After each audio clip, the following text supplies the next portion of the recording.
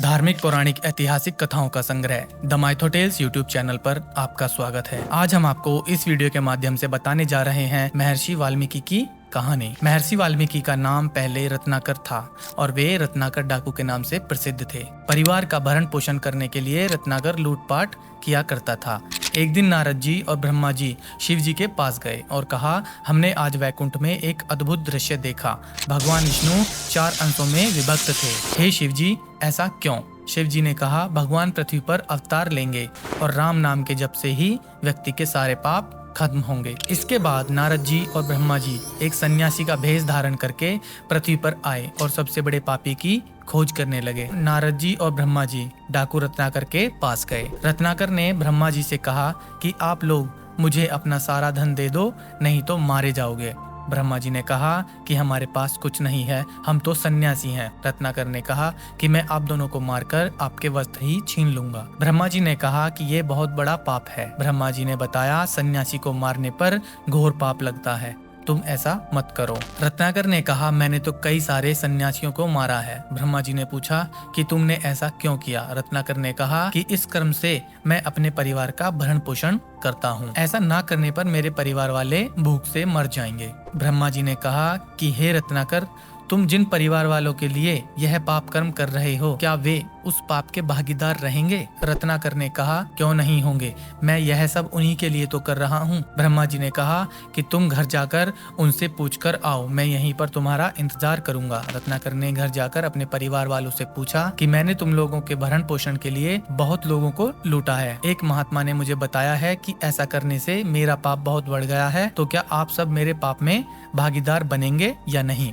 रत्नाकर के पिताजी ने कहा कि हे रत्नाकर, मैंने तुम्हें पालकर बड़ा कर दिया और अब तुम जवान हो, इसलिए तुम्हारा कर्तव्य है हमारा भरण पोषण करना। इसलिए यदि तुम कोई पाप करते हो तो उसके भागीदार भी तुम खुद ही हो। इसी तरह माता ने कहा कि मैंने तुम्हें 9 महीने पेट में पाला है, इसलिए अब हमें पालना तुम्हारा कर्तव्य है और इसमें जो पाप तुमने किए हैं उसके भागीदार तुम ही हो। इस तरह पत्नी ने भी रत्नाकर से कहा कि विवाह के समय तुमने मेरी रक्षा और भरण पोषण का वचन लिया था, इसलिए मैं तुम्हारे पापों की भागीदारनी नहीं हूँ। जब सबने मना कर दिया तब रत्नाकर डाकू ऋषि बनने के लिए आगे बढ़ गए। रत्नाकर बहुत दुखी हुए और ब्रह्मा जी के पैर पकड़कर रोने लगे और कहा कि महात्मा, आपने सही कहा था, अब मैं और पाप नहीं करूँगा। मेरे पापों से मुझे उद्धार के लिए कोई मार्ग बताएं। ब्रह्मा जी ने कहा कि पहले तुम सरोवर में स्नान कर लो, फिर हम तुम्हें मार्ग बताते हैं।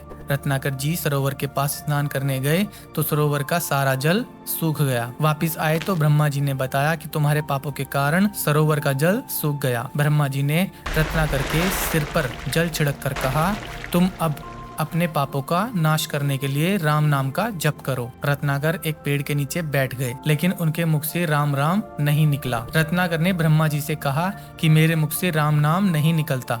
ब्रह्मा जी ने कहा, फिर तुम मरा मरा कहकर तपस्या करो। ऐसे ही मरा मरा जपते हुए 60,000 वर्ष बीत गए और रत्नाकर के शरीर को दीमकों ने ढक लिया। रत्नाकर के सारे पाप नष्ट हो गए और उनके मुख से राम राम की ध्वनि निकलने लगी। इसके बाद ब्रह्मा जी वापिस आए और उन्होंने रत्नाकर से कहा कि तुम्हारे सारे पाप नष्ट हो गए हैं। तपस्या करते वक्त तुम्हारे शरीर के ऊपर दीमकों ने बामी बनाई थी, इसलिए आज से लोग तुम्हें वाल्मीकि के नाम से जानेंगे। इसके बाद ब्रह्मा जी ने कहा कि हे वाल्मीकि, आप श्री राम भगवान के ऊपर एक ग्रंथ की रचना करो जिसे रामायण के नाम से जाना जाएगा।